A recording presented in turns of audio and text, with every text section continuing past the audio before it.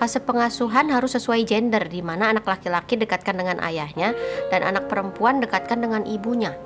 Nah, kadang-kadang tuh ada yang divorce, tapi ada yang divorce tuh kan ada yang jadi single mom sama single pap.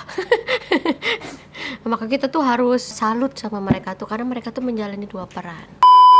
Malaikat Jibril lalu mendapat perintah bersama dengan para malaikat penjaga gunung. Jibril menawarkan menggulingkan gunung dan menimpakannya kepada warga Taif. Namun, Rasulullah secara tegas menolak. Rasulullah berharap akan ada keturunan dari masyarakat Taif yang kemudian beriman kepada Allah dan masuk Islam. Luar biasa sih, subhanallah. Nabi kita loh.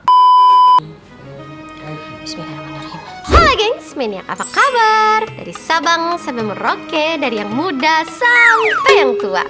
Ingat ya, di balik kesuksesan pria yang hidupnya sehat terus, rezekinya lancar, terus jalannya dipermudah, ada wanita tulus yang bersujud gak pernah berhenti mendoakannya. Jadi kalau kamu lagi banyak rezeki, jangan nikah lagi, bahagiain dong istrinya. Gitu.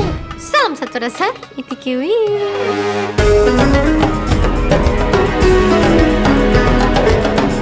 Oke, kembali lagi di My Reaction.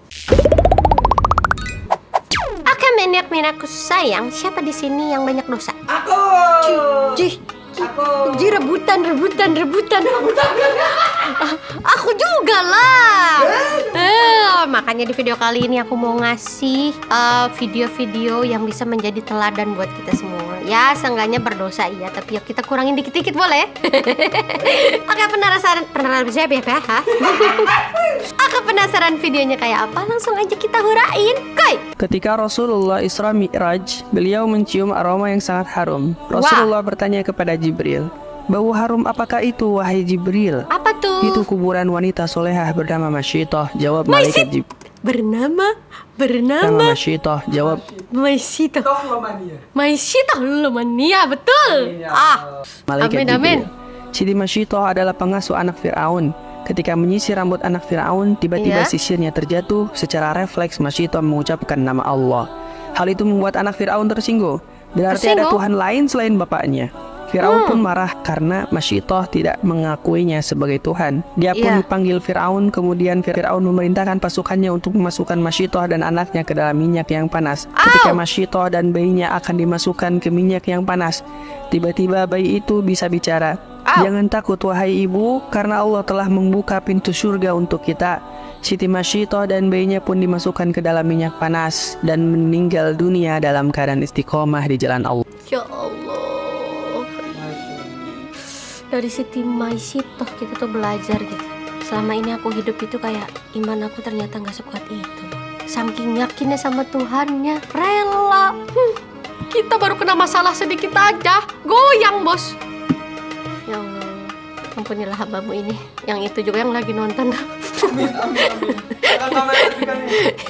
Itu dia juga lagi ngerasa tuh. Aduh. Meskipun hubungan kita adalah sebuah kesalahan, tapi ketahuilah, kamu adalah dosa yang ikhlas aku pertanggungjawabkan kelak. Segila itu aku mencintaimu. Ayah. Aduh. Sebentar, kamu adalah dosa yang ikhlas aku pertanggungjawabkan kelak. Andai bisa begitu, wahai imamku ya. Dosamu aja kadang masih banyak, kamu tanggung dosaku. Tapi nggak apa-apa, niatmu bagus. Tanggung semuanya bos. Tanggung semua wahai imam. Nyamuk, nggak boleh membunuh nyamuk. Mengusir tadi maksudnya dulu gitu kan, nggak lihat dulu kan? Enggak. Atau mengajak nyamuk untuk tepuk tangan? Enggak sih, sesungguhnya itu refleks. Dah aku salah lah. Ya Allah, aku salah ya. Enggak lagi. Masya Allah. Enggak sih. Emang tadi kayak refleks itu lihat nyamuk, nepuk. Ntar mah kalau misalnya aku lihat nyamuk, aku doain ya Allah semoga nyamuk itu terbangnya nggak kepeleset, nggak jatuh, gitulah. Kata romantis dari Allah dalam Al-Quran, kau adalah milikku. Letakkan aku dalam hatimu, maka aku pun akan meletakkan kamu dalam hatiku. Lupakan orang yang membuatmu sakit, aku akan menemanimu setiap saat. Aku akan berlari saat kamu memanggil namaku. Aku bersumpah mencintaimu dengan cara yang berbeda. Aku tersipu.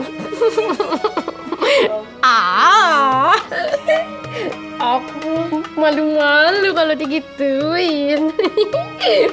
Iya ya, kenapa aku merasa kesepian? Kenapa aku merasa sendirian? Kalau secinta itu Tuhan berarti. Itu emang kita nggak pernah baca Al-Baqarah. Level tertinggi dari sakinah mawadah warohmah dalam rumah tangga adalah mampu menjaga nama baik pasangan di depan orang tua kandung, tidak mencelaknya, menutupi kekurangannya, bahkan memujinya di depan orang tua sendiri. Itu adalah cara mencintai dan menghargai pasangan paling dalam. Gitu, jangan aib pasangan kita kau sebar di infotainment. Kalau nggak di infotainment kan di story. Biar tetangga pada tahu. Itu. Nah, mulai sekarang tuh kita harus menjaga marwah pasangan kita. Bener kan? Marwah. Marah Iya. Tapi level tertinggi dari sakinah mawadah warohmah dalam rumah tangga adalah adanya pasangan. Kalau nggak ada pasangan, nggak ada rumah tangga. Marwah siapa yang mau dijaga? Arwah tuh ada tuh. Jadi berikanlah aku pasangan ya Allah. Percakapan suami istri di suatu pagi. Seorang wanita yang baru menikah berkata kepada suaminya, "Mas, kita saling bantu ya. Aku bantu kamu untuk taat kepada ibumu karena surgamu ada padanya. Kamu juga bantu aku untuk taat padamu karena setelah menikah surga itu terletak pada keriduanmu, Mas." Mantap ini. Inilah bau-bau harum surga ini. Kan enak kedengarannya kan? Kayak harmoni gitu. Berumah tangga tuh kayak saling. Dari ini kita belajar bahwa menikah adalah sebuah kerja Sama, bukan kerja lembur. lembur. Rodi, boleh, nggak apa-apa. Ini kayak Ustadz ngaku. boleh, nggak apa-apa. Nanti dari perbedaan ini nanti kita satukan, ya. Apa yang disatukan?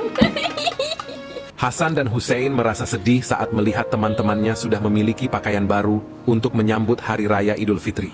Wahai ibu, anak-anak di Madinah telah dihiasi dengan pakaian lebaran kecuali kami. Mengapa ibu tidak menghiasi kami? Fatimah menjawab, baju kalian masih di tukang jahit. Fatimah menangis karena sebenarnya dia tidak memiliki uang untuk membeli baju lebaran untuk kedua buah hatinya. Tidak lama berselang, terdengar suara ketukan pintu. Fatimah menghampiri seraya bertanya, "Siapa?" Orang tersebut menjawab, "Wahai putri Rasulullah, saya adalah tukang jahit. Aku datang membawa hadiah pakaian untuk kedua putramu." Fatimah membukakan pintu dan tampak seseorang membawa sebuah bingkisan kemudian diberikan kepada Fatimah. Betapa senangnya kedua cucu kesayangan Rasulullah itu tatkala keinginan mereka sudah terpenuhi. Namun di dalam hati Fatimah masih penasaran siapakah tukang jahit itu. Kemudian Rasulullah menjelaskan, "Duhai putriku, dia bukanlah tukang jahit, melainkan malaikat Ridwan sang penjaga surga." Begitulah tuh, Tuhan itu mendengar doa-doa kita. Padahal kalau dari cerita itu, Siti Fatimah itu nggak mengucapkan apapun. Dia cuman di dalam hati kayak aduh, nggak punya pakaian. Tapi Tuhan itu mendengar. Makanya kita tuh harus jaga hati kita tuh ya, kayak yang baik-baik gitu di sini. Mengucapkan doa itu tuh dari sini juga dari sini. Gitu. Kuasa Tuhan itu ya sebenarnya ya. Kadang hati aku suka masih juli, bengkok gitu. Pantas hidupku bengkok. Mendidik anak ala Rasulullah. Oke, gimana nih? Usia 0-6 tahun, didiklah anak seperti seorang raja. Dilayani layaknya seorang raja. Dalam proses ini, fase pengasuhan ibu harus jauh lebih dominan. Oke. Usia 7-14 tahun, didiklah anak seperti seorang tawanan. Ajarkan dia tentang disiplin dan tanggung jawab. Dalam tahap ini, fase pengasuhan harus sesuai gender, di mana anak laki-laki dekatkan dengan ayahnya dan anak perempuan dekatkan dengan ibunya. Nah, kadang-kadang tuh ada yang divorce, tapi ada yang divorce kan ada yang jadi single mom sama single pap. Maka kita tuh harus salut sama mereka tuh, karena mereka tuh menjalani dua peran. Oke, ini ke distract things.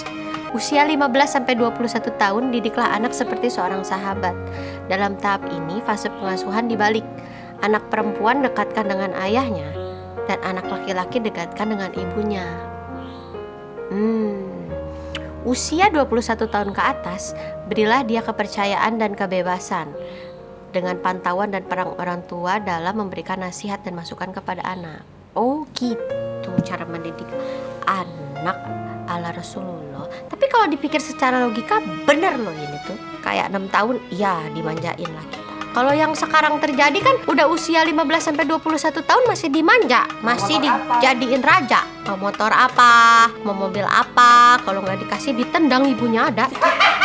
Ih, nauzubillahi min Dalik. Duh, kayak ustad. Artinya aku sekarang udah siap jadi ibu, tahu kan tadi udah baca itu. Kode. Dekat-dekat, oh kamu Tuhanmu gak usah kode-kodean. Katanya tadi juga di Siti Fatimah ngomong dalam hati udah terkabul.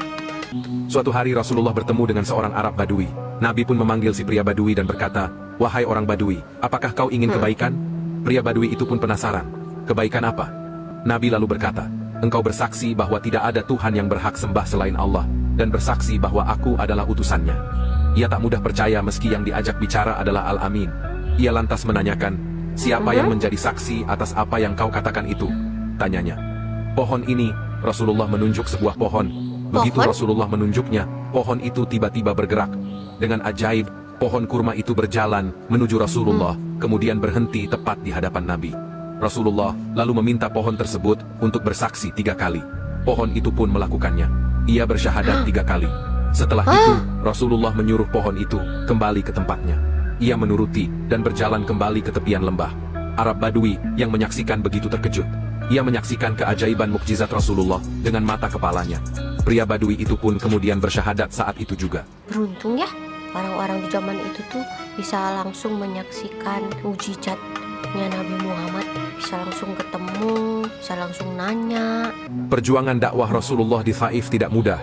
Setiap kabilah yang didatangi menolak ajaran Islam yang dibawa Rasulullah. Tak cuma menolak, Rasulullah terus dimaki, dilempari batu, dan dihujat dengan kata-kata kotor. Zaid yang menjadi perisai hidup Nabi Muhammad Shallallahu Alaihi Wasallam pernah mengalami luka di kepala, sedangkan Rasulullah berdarah di tumitnya.